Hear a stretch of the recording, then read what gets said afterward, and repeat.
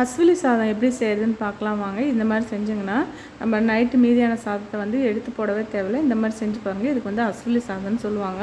இப்போ இந்த மீதியான சாதத்தில் லெமன் சைஸ் புளியை வந்து கரைச்சி ஊற்றிக்கலாம். இப்போ மஞ்சத்தூள் 1/2 டீஸ்பூன் போட்டுக்கலாம். 1/4 டீஸ்பூன் பெருங்காயத்தூள் போட்டுக்கலாம். உப்பு 1 டீஸ்பூன் போட்டுக்கலாம். நான் 1/4 கிலோ ரைஸ் வந்து மீதி ஆயிடுச்சு. அப்போ வந்து இந்த அளவு கரெக்டாக இருக்கும். அப்புறம் நல்லெண்ணெய் 2 டீஸ்பூன் நல்லெண்ணெய் விட்டு நல்லா பிசைஞ்சு நைட்டு ஃபுல்லாக ஊற விட்டுடலாம்.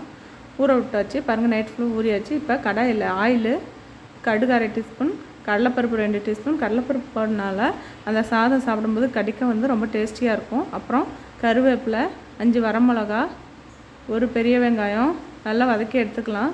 இப்போ பெரட்டி ஊற வச்ச சாதத்தை வந்து அதில் போட்டு நல்லா வதக்கி எடுத்துக்கலாம்.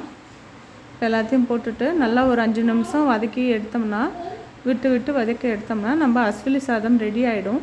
இதுக்கு மேட்சிங்காக வந்து வரமிளகா சட்னி அரைச்சி வச்சு சாப்பிட்டிங்கன்னா அட்டகாசமான டேஸ்ட்டாக இருக்கும்.